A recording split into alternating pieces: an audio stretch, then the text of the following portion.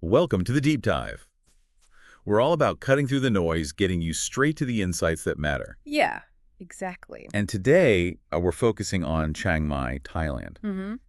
Looking really closely at the key updates just from the last 12 hours or so, this being July 21st, 2025. We've got info from, well, all over city news, weather departments, even consulate notes. And our goal here, our mission for this deep dive, is really to pull out the most important bits, those nuggets of knowledge from all these different sources. Right. We want to help you understand what's actually happening, the key events, and, what they might mean, not just for Chiang Mai itself, but maybe more broadly. It's like a snapshot, isn't it? Exactly. A city dealing with, well, ongoing issues, but also these immediate things popping up, adapting constantly. Okay, so let's unpack this, because the first thing that jumped out, and it's pretty significant, is this news about dismantling online fraud operations right there in Chiang Mai. What's the actual story behind that? Well, what's really striking is how specific the police action was. They arrested 3 suspects, found 2 different online fraud setups. 2. Yep. Yeah, and one was, get this, run out of a luxury villa over in Hengdong. Wow, a luxury villa. True it. Seriously. Seriously, but it's the scale that really hits you. They think these operations scammed over 100,000 people, mostly in China. 100,000 victims. Yeah, and the amount is around 500 million baht. It's huge. That's staggering. It really is. And it's not just, a simple local crime. It shows how these big, sophisticated global criminal networks can use a place like Chiang Mai. Like an unwitting hub. Exactly. An unwitting hub for massive international fraud really underlines the vulnerabilities, doesn't it? The borderless nature of cybercrime today. It really does. That amount, 500 million baht up into one, and from a villa. Does it suggest anything about who these criminals are? Are they trying to blend in? Well, the sources don't explicitly link them to, say, major cartels beyond that global network idea because of the victims being in China. But operating from a fancy villa, that definitely suggests they have resources, they're sophisticated, not just petty criminals.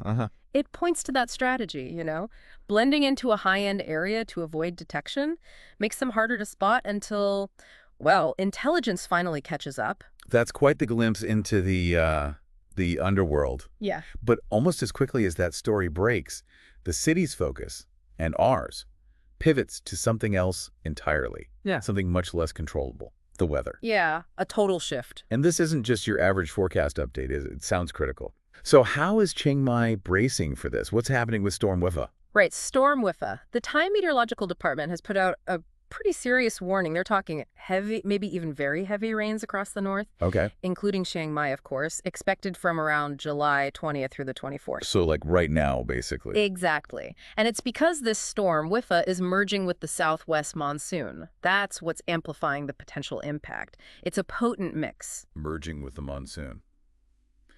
Okay, that sounds intense. So with that kind of storm looming, what are the authorities actually doing on the ground? What are the concrete steps? That's the key question, isn't it? Preparedness. And the Royal Thai Army seems to be moving decisively. They've actually deployed Ka-32 helicopters. Helicopters, wow. Yeah, and rescue teams, too. They're positioning them in some of the more remote parts of Chiang Mai province, specifically getting ready for search and rescue if needed, and definitely for flood response. Makes sense for the remote areas. Absolutely. And if you zoom out a bit, you see this fits into a bigger picture. The Office of National Water Resources, they've set up a forward command center. Right there in Chiang Mai. Right there. Their focus is urgent planning for the whole Mekong Basin flooding situation, which is critical, given how many countries rely on the Mekong. A huge region. It is. So they're coordinating things like reinforcing flood barriers, getting water pumps ready for the Mekong's tributaries. It's a really coordinated effort. Okay, that's reassuring to hear about the preparations. But what about the immediate impact? Has the storm hit hard anywhere yet? How's Chiang Mai holding up compared to other places? Well, this is where there's some contrast. The heavy rains from Wipha have sadly caused fatalities elsewhere. Oh, no. Yeah, tragically, 2 Chinese tourists died down in Phuket. Oh, that's awful. It is. But, importantly, as of the last reports, no casualties have been reported in Chiang Mai itself. Okay, that's good news for Chiang Mai, at least. Definitely a positive sign so far. Perhaps speaks to those proactive measures we were just talking about. True.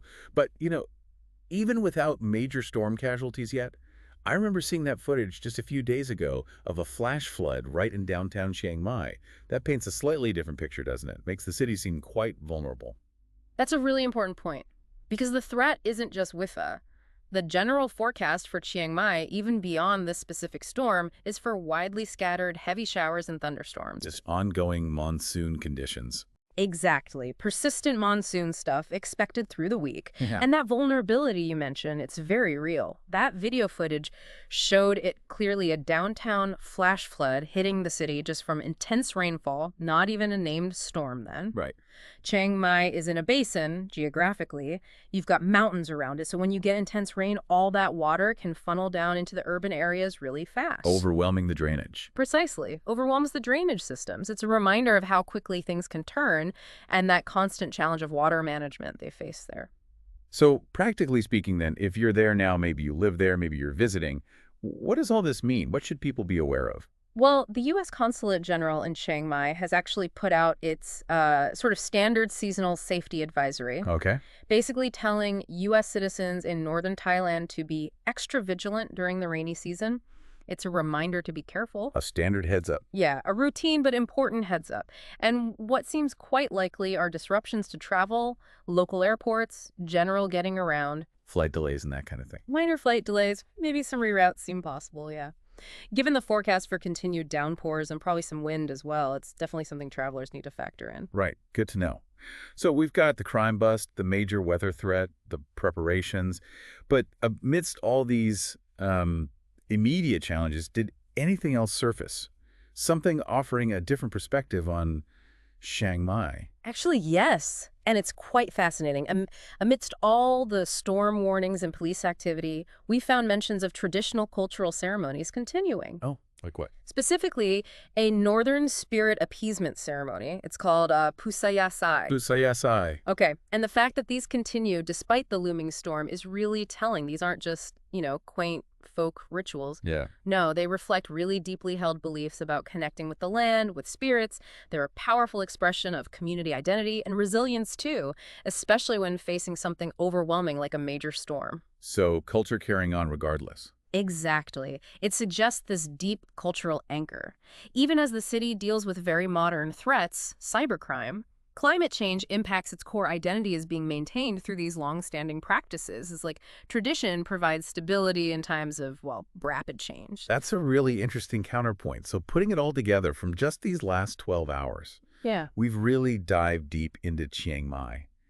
And it's clear, isn't it, these different threads, the high-tech fraud, the raw power of the weather, this quiet cultural steadfastness they all weave together, They really do. painting this really multifaceted picture of a city that's constantly adapting. Absolutely. And the insights we can pull from this are pretty profound, I think. You see how global crime touches down locally in unexpected ways. Right. You see the absolute critical need for being prepared, for responding quickly to environmental threats like these storms.